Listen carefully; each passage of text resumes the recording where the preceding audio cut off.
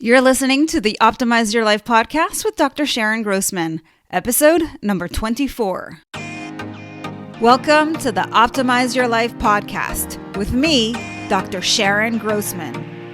As a psychologist, success coach, and emotional intelligence expert, I've spent the past 2 decades optimizing the mindsets of my clients. And now, you too get to optimize not only your mind, but your entire life.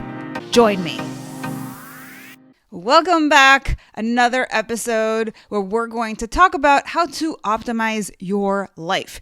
Now, the way I like to think about it is that our life is a result of all kinds of things that we do, feel, and think in reverse order. So, our results come from our behaviors, and those behaviors are fueled by certain emotions that we get from having certain thoughts. We understand this basic premise. However, what's so interesting is that all of the ways in which we think about things that are happening in our lives come from this filter or the beliefs that we hold in our subconscious mind. And what do I mean by that?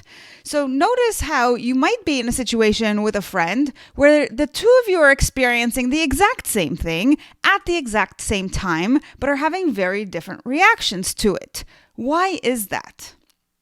Well, the way that we see the world impacts the way in which we interpret events that are happening right now. And because you and this other friend of yours grew up in very different circumstances, it makes sense that you would have different worldviews, different beliefs. Now, over time, your beliefs become automated. They become so ingrained in you that you don't even question them. And what is kind of dangerous about that is that we then think in a certain way all the time, and we don't question our thoughts, and then we are always finding ourselves experiencing the same kinds of emotions and notice ourselves acting in the same kinds of ways and getting the same kinds of results over and over again. So if you're somebody who has noticed that you sabotage in a certain way and you feel like you just can't break that habit, or you're stuck in anxiety all the time, and you're the kind of person who no matter what happens are always finding something to worry about, or the kind of person who has negative thoughts all the time, you're just constantly worried and constantly judging or constantly telling yourself that things should be different or beating yourself up. These are thought patterns. The reason that you're stuck in these different patterns, be it thought patterns, emotional patterns, or behavioral patterns, is because of your beliefs. And our beliefs really can take a variety of different shapes. They can be beliefs about ourselves. They can be beliefs about other people, and they can also be beliefs about the world. But what I want to talk to you about today is your beliefs in yourself. Now, you might wonder, what causes me to lack belief in myself? And what we know is that it is our programming. And what I mean by that is, again, it's these early life experiences that we have interpreted through our 5-year-old brain, let's say. And at that time, our brain wasn't fully developed to really and truly understand how the world works. So we've come up with some sort of interpretation. And that interpretation is probably something that, if you look at it now, doesn't make a lot of sense. So I'll give you an example. I was working with a client who tends to be very perfectionistic. She is a writer, and she finds herself stuck in writer's block.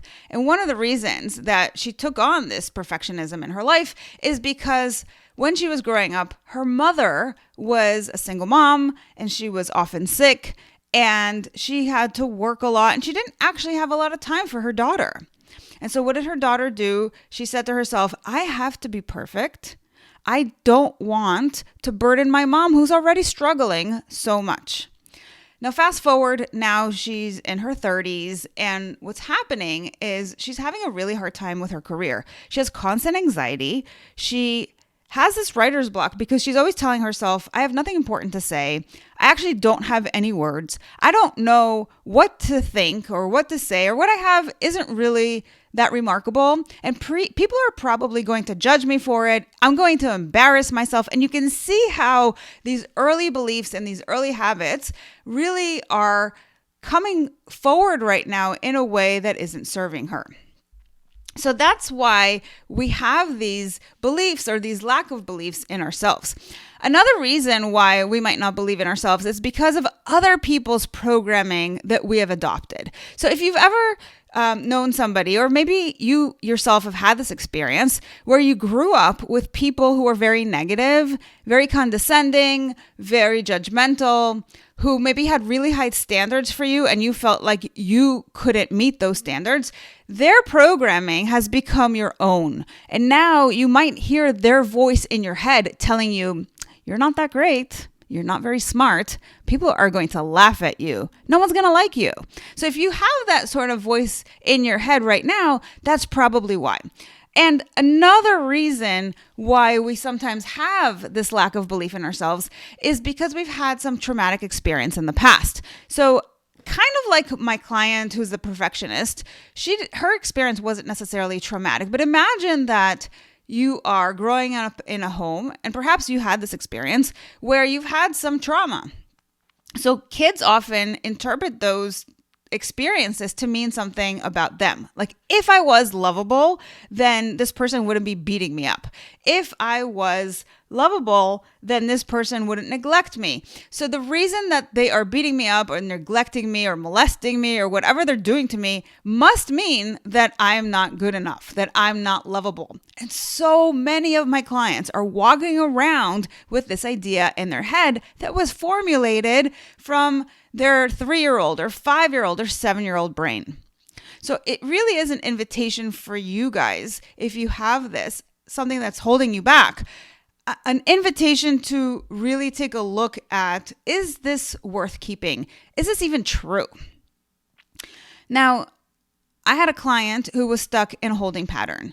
She would want things but would not go after them because she didn't believe that she could do them. She would worry about having the wrong answer or doing the wrong thing. In short, she doubted herself.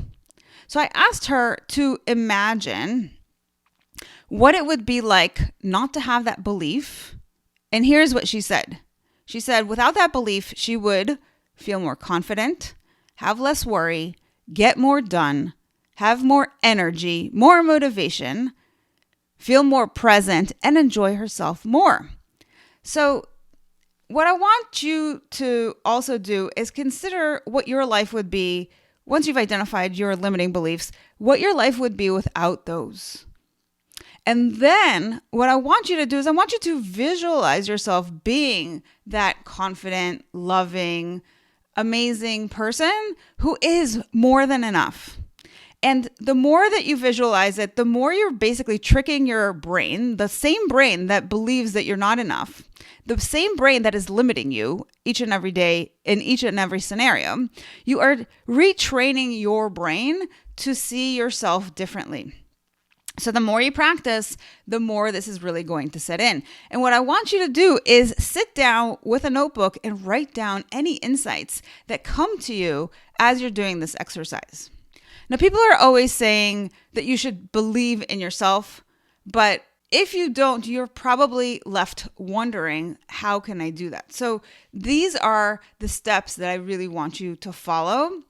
And when you do that, it is really going to make a massive difference in your life. So just to recap, we're going to have you think about this as a step-by-step process. Step 1 is write down all the statements that you currently go through in your mind that lead you to feeling doubtful and fearful.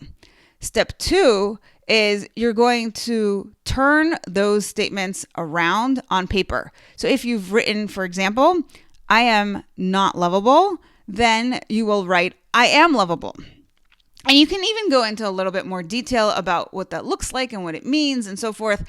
And then you're going to create that visualization, that image in your mind. We call this a mind movie. So close your eyes, take a couple of deep breaths, really ground yourself, and then allow yourself to see yourself as the version of yourself that you want to be in this world. And the more you practice that, the easier it's going to get to see yourself as that new version of yourself. The more it's going to get cemented into your brain. And then the easier it is going to be for you to actually feel like it's true. And then sit down with a piece of paper and write down what observations, what positive learnings you have come up with as a result of doing this exercise. Now, I also want to let you know that you don't have to do this work alone. As a matter of fact, I feel this work is so deep and so important and really transformative for people that I've been doing this with my clients one-on-one, but I want to offer you guys an opportunity to work with me in a way that is affordable and really transformative. And so I've created a membership program that allows you every month to focus in on one area of your life. And so if you want to check that out, go to thepriminglab.com and join me. Be part of a community of folks that are just like you, who want to break through existing barriers and truly master their mind. I can't wait to work with you and have you be part of the tribe. Have a fantastic week, everyone, and see you on the inside. Thanks for listening to the Optimize Your Life podcast. If you loved what you heard, join my Tribe to Thrive. It's a free community where you'll receive daily tips and weekly trainings to optimize your life. Go to drsharongrossman.com to sign up. I'll see you on the inside.